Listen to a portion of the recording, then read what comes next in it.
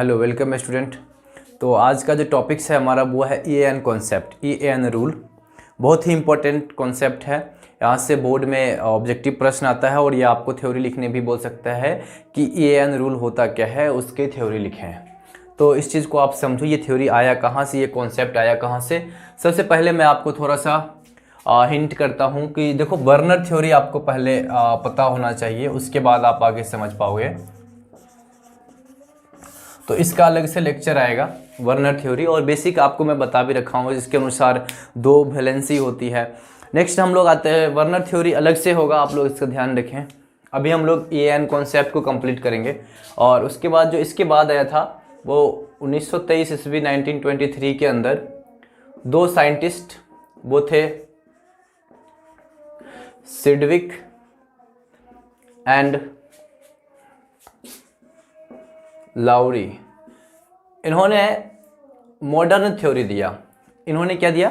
Modern theory दिया। जो आप इससे पहले देखो वर्नर थ्योरी पढ़ा, तो इन्होंने मॉडर्न थ्योरी दिया, आधुनिक सिद्धांत, मॉडर्न थ्योरी दिया। और इनके अनुसार, इस मॉडर्न थ्योरी के अनुसार क्या है कि जो सेंट्रल मेटल है कॉम्प्लेक्स के अंदर, उसके पास दो वैलेंसी होती है। एक वैलेंसी ये होती है जिसको आप प्राइमरी बोलते हो, और सेकेंडरी दूसरी। प्राइमरी वैलेंसी वो वैलेंसी होती है कि जो सेंट्रल मेटल जितना इलेक्ट्रॉन को लूज करेगा, और लूज करने के बाद जो उस पर आवेश आएगा, जो चार्ज आएगा, वही उसकी क्या होगी? Primary valency. तो ये जो है, यह मेटल से जब इलेक्ट्रॉन को निकाला जाता है, या जब मेटल इलेक्ट्रॉन लूज करता है, तो इस पे जितना आवेश आता है, फॉर एग्जांपल यहाँ से अगर एक इलेक्ट्रॉन लूज हो रहा है तो यहाँ पे प्लस आता है, तो यही इसकी क्या हो गई? Oxidation state. और सेकेंडरी वैलेंसी के बारे में ये बोला गया कि जो भी सेंट्रल मेटल की कोऑर्डिनेशन नंबर होगी, वही उसकी जो होगी सेकेंडरी वैलेंसी होगी। ये दो कॉन्सेप्ट जो है मॉडर्न थ्योरी के अनुसार दिया गया, और इसको देने वाला जो साइंटिस्ट था, ये आपसे ऑब्जेक्टिव में पूछा जाएगा, सिडविक एंड लाउरी। इसी कॉन्सेप्ट को आगे एक्सटेंड किया गया, और इस साइंटिस्ट के द्वारा, इनके द्वारा एक नई बात बताई गई। वो बात ये थी कि वही कॉम्प्लेक्स स्टेबल होते हैं, सुनो अच्छे से सुनो आप लोग, वही कॉम्प्लेक्स स्टेबल होते हैं जो EAN रूल को मानता है। EAN का मतलब effective atomic number, effective atomic number. इनके अनुसार सिर्फ वही कॉम्प्लेक्स स्टेबल होते हैं जो EAN रूल को मानते हैं। किसको मानते हैं? EAN रूल को। अब EAN रूल क्या है ये देखो। EAN रूल के अनुसार कि कॉम्प्लेक्स के अंदर जो सेंट्रल मेटल होगा, उसका टोटल इलेक्ट्रॉन काउंट, ध्यान दें आप, इसका जो होगा टोटल इलेक्ट्रॉन काउंट, बहुत इंपॉर्टेंट है भाई, समझो इसको। टोटल इलेक्ट्रॉन काउंट वो या तो इनर्ट गैस के एटॉमिक नंबर के बराबर हो, इनर्ट गैस के एटॉमिक नंबर के इक्वल हो। इक्वल टू किसके हो जाए? इनर्ट गैस की एटॉमिक नंबर के बराबर, या फिर उसके नियरर हो। लेकिन सिडविक के अनुसार जिसका एटॉमिक नंबर, जिसका total electron count inert gas के बराबर है, सिर्फ वही अस्थाई है। सिर्फ क्या है? वही अस्थाई है, स्टेबल है, और बाकी जो नहीं है वो अस्थाई है। बड़ा ही गजब कॉन्सेप्ट। देखो भाई, वही स्टेबल होगा जिसका इनर्ट गैस के बराबर टोटल इलेक्ट्रॉन काउंट होगा। अब देखो, इनर्ट गैस आपको पता है, helium, neon, argon, krypton, xenon और रेडॉन। एक बार इसकी मैं एटॉमिक नंबर लिख देता हूँ। देखो, हीलियम का 2 होता है, और बाकी सब आप मैजिक नंबर कॉन्सेप्ट से लिख सकते हो। 2, इसमें 8 जोड़ा 10, ये जोड़ा 18, और इसमें 18 जोड़ा, ये हो गया 36, ये हो गया 54 और ये हो गया 86। ये आप क्या कर सकते हो, मैजिक नंबर से लिख सकते हो। कहने का मतलब जब आप EAN वैल्यू निकालोगे, अगर वो 18 के बराबर आ जाए, 36 के बराबर आ जाए, 54 के बराबर आ जाए और 86 के बराबर आ जाए, तब वो क्या है, EAN रूल को भी मान रहा है, सिडविक को भी मान रहा है, मॉडर्न थ्योरी को भी मान रहा है, और वो स्टेबल है। बहुत मतलब उसमें सेट में से मिल जाए तो स्टेबल है और नहीं मिले तो अनस्टेबल है, वो ये बोले। लेकिन ये बातें सही नहीं है। आपके पास बहुत सारा ऐसा कंपाउंड है, बहुत सारा ऐसा कंपाउंड है, बहुत सारा कंपाउंड है भाई, समझो, जो उसको नहीं मान रहा है और फिर भी स्टेबल है। तो प्रश्न कैसे बनता है, प्रश्न ये बनेगा कि ये आपको दिया रहेगा कंपाउंड, यौगिक दिया रहेगा, और उसमें पूछा जाएगा कि इनमें से कौन सा ऐसा है जो EAN रूल को मानता है और कौन सा ऐसा है जो EAN रूल को नहीं मानता है। पहला प्रश्न ये होगा। दूसरा, आपको EAN रूल क्या होता है, तो आप बोलना कि इसका मतलब होता है इफेक्टिव एटॉमिक नंबर, और ये जो है यह मॉडर्न थ्योरी का ही नेक्स्ट पॉइंट है। मॉडर्न थ्योरी के आगे का बातें हैं, मॉडर्न थ्योरी का ही ये कॉन्सेप्ट है जिसको सिडविक और लाउरी ने दिया था 1923 के अंदर। और इनके अनुसार ये बताया गया कि जो भी सेंट्रल मेटल है इसके कॉम्प्लेक्स के अंदर, उसका टोटल इलेक्ट्रॉन जो होगा, वो इलेक्ट्रॉन अपने पास वाले एटॉमिक नंबर इनर्ट गैस कुछ होगा उसके बराबर होगा, या फिर बिल्कुल उसके पास में होगा। कहने का मतलब वो 36 हुआ तो बहुत अच्छा, नहीं तो 35 हो। और वही स्टेबल होते हैं सिर्फ जिसका total electron count inert gas के इक्वल हो जाए। बस ये था EAN रूल।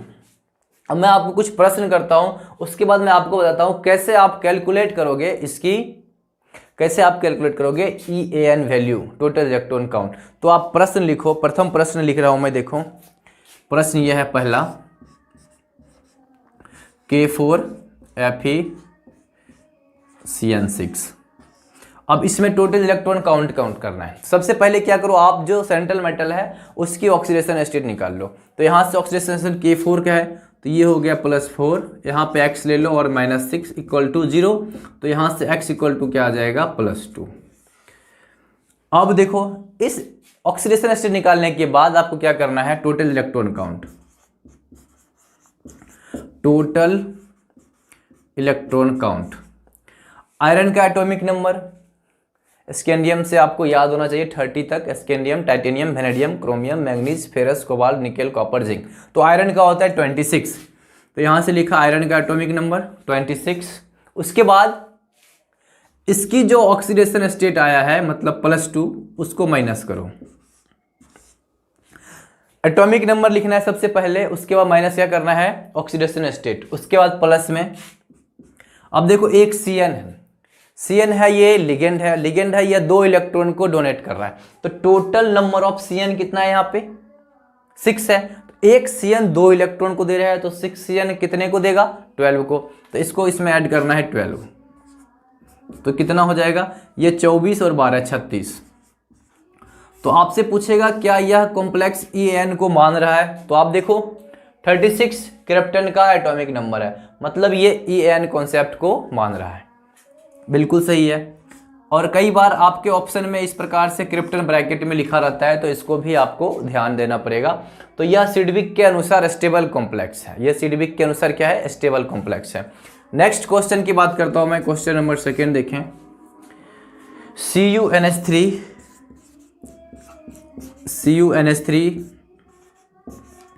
4 और SO4, कुछ नहीं, आप पहले ऑक्सीडेशन स्टेट निकालो। देखो NH3 न्यूट्रल लिगेंड्स होता है, तो उसका वैल्यू हो जाएगा 0, और SO4 का -2, तो यहाँ से ऐसे कर लेता हूँ मैं, x + 0, और यहाँ पे ये हो जाएगा इसका -2 = 0, तो x बराबर आ जाएगा +2, और +2 हुआ। कॉपर का एटॉमिक नंबर कितना होगा, देखो कॉपर जिंक 29, तो यहाँ से हो जाएगा 29 और माइनस क्या हो जाएगा, -2, प्लस में क्या होगा, देखो एक NH3 से 2 इलेक्ट्रॉन डोनर होगा, लिगेंड है 2 इलेक्ट्रॉन देगा मेटल के ऑर्बिटल में, तो यहां से क्या है 4, तो 2 चौका 8, 2 × 4, तो बराबर में क्या हो गया, ये हो गया 27 और 8 बराबर 35। अब देखो ये यहाँ से आपको पता चल जाएगा कौन सा फॉलो कर रहा है। तो ये कॉम्प्लेक्स जो है, ये जो कोऑर्डिनेशन कंपाउंड है, ये 35 आ रहा है टोटल इलेक्ट्रॉन काउंट, तो ये EN को फॉलो नहीं कर रहा है। लेकिन आप ये बिल्कुल नहीं कर सकते हो कि ये अनस्टेबल कॉम्प्लेक्स नहीं। अनस्टेबल डिफाइन करना एक अलग कॉन्सेप्ट होती है। आप सिर्फ और सिर्फ ये बोल सकते हो कि भाई ये EAN को नहीं मान रहा है। अनस्टेबल स्टेबल एक डिफरेंट कॉन्सेप्ट है। देखो अनस्टेबल स्टेबल आपको बहुत ही मतलब बहुत सारा फैक्टर को देखना पड़ता है, और किस मीडियम में है, कॉम्प्लेक्स क्या है, बहुत सारे फैक्टर को देखना पड़ता है। जैसे मैं आपको थोड़ा सा अगर कुछ बोलूँ तो जैसे थर्मोडायनामिकली स्टेबिलिटी होती है, काइनेटिक स्टेबिलिटी होती है, दोनों डिफरेंट थिंग्स होते हैं। किसी का प्रोडक्ट स्टेबल ज़्यादा होता है तो उसको थर्मोडायनामिक स्टेबल बोलते हैं। फिर इसके आगे ये सब नया नया कॉन्सेप्ट आएगा। लेकिन आप जैसे हायर केमिस्ट्री पढ़ते हो, स्टेबिलिटी ऑफ कोऑर्डिनेशन कंपाउंड पढ़ते हो, तो वहाँ पे ये सब चीज़ें आप लेबालिनट नए नए कॉन्सेप्ट आता है। आपको इतना नहीं सोचना है, JEE एडवांस तक का सिर्फ यही कॉन्सेप्ट है, कौन सा EAN को फॉलो करता है, कौन सा नहीं करता है। कुछ प्रश्न मैं और आपको करा देता हूँ। प्रश्न नंबर 3 देखो, जैसे है K2PtCl6। अब आप लोग में से आधे को देखो Pt का एटॉमिक नंबर पता नहीं होगा, तो आप कैसे याद करोगे? कुछ चीज़ें आप धीरे धीरे याद करो, जैसे NiPdPt, निकल Cu AgAu, ZnCdHg। अब इसका होता है 28 एटॉमिक नंबर। 28 में आप 18 जोड़ोगे, ये हो जाएगा 46, और इसमें 32 ऐड करते हो तो ये हो जाएगा 78। तो इस प्रकार से जो होता है डी ब्लॉक के एलिमेंट का जब आप एटॉमिक नंबर निकालते हो तो उसका मैजिक नंबर होता है 18, 32, 32 करके। तो यहाँ से आप देखो उसका हो गया एटॉमिक नंबर Pt का 78। तो यहाँ से मैं सबसे पहले क्या निकालना, ऑक्सीकरण संख्या, तो ये हो गया 2 + x - 6 = 0, तो x = हो गया +4। और इसकी जो एटॉमिक नंबर है वो कितना है, 78। तो यहाँ से ले लो आप 78, और इससे माइनस होगा ये, एक क्लोरीन 2 इलेक्ट्रॉन को देगा, तो 6 क्लोरीन 6 × 2, तो ये हो जाएगा 12। यहाँ से 74 + 12 = 86, तो यह किसके इक्वल हो गया, 86, यानी कि रेडॉन के इक्वल हो गया। तो आपसे पूछेगा क्या यह जो है कॉम्प्लेक्स वो EAN कॉन्सेप्ट को मान रहा है, तो बिल्कुल सही है, मान रहा है। एक प्रश्न और मैं आपको करा देता हूं, देखो बहुत ही इंपॉर्टेंट प्रश्न है, K3Cr(C2O4) होल थ्राइस। अब यहाँ पे देखो आपको पता होना चाहिए लिगेंड का थोड़ा बेसिक कॉन्सेप्ट। जैसे C2O4 है तो ये होता है ऑक्जिलेट आयन। C2O4 क्या होता है, ऑक्जिलेट। ऑक्जेलिक एसिड से जब आप 2 हाइड्रोजन को रिमूव करते हो तो वहां से बनता है ऑक्जिलेट आयन, और ऑक्जिलेट आयन पे जो आवेश होता है वो होता है -2। क्या होता है, -2। तो यहां से देखो C, इसका मैं डायग्राम बना देता हूं, आपको यहां समझ में आ जाएगा।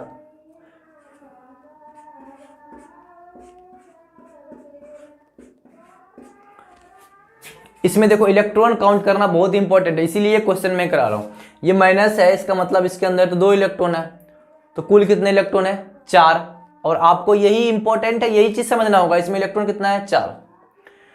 भाई 2 जगह से डोनर है, बाइडेंटेड जिसको बोलते हैं, यहां से डोनर है, लेकिन टोटल इलेक्ट्रॉन काउंट कर रहे हो तो कितना वैल्यू होगा, एक C2O4 टोटल इलेक्ट्रॉन कितना दे रहा है, तो 4। इस पे आवेश कितना है, 2। ये याद रखना होगा, टोटल इलेक्ट्रॉन कितना दे रहा है, तो यहां से 2 और यहां से 2, टोटल देने वाला जो इलेक्ट्रॉन है वो 4 है, लेकिन आवेश कितना है, टोटल 2। तो यहां से जब इसकी ऑक्सीडेशन स्टेट निकालोगे तो ये हो गया 3, फिर इसकी क्रोमियम की X, और यहां से हो जाएगा 2 आवेश है इसका, तो 2 × 3 यानी -6 = 0। तो यहां से X बराबर आ जाएगा, +3। क्या आ जाएगा, +3। अब इसकी EAN वैल्यू कैलकुलेट करो। EAN वैल्यू देखो, क्रोमियम इसकी एटॉमिक नंबर 24, और माइनस में इसकी ऑक्सीडेशन स्टेट प्लस।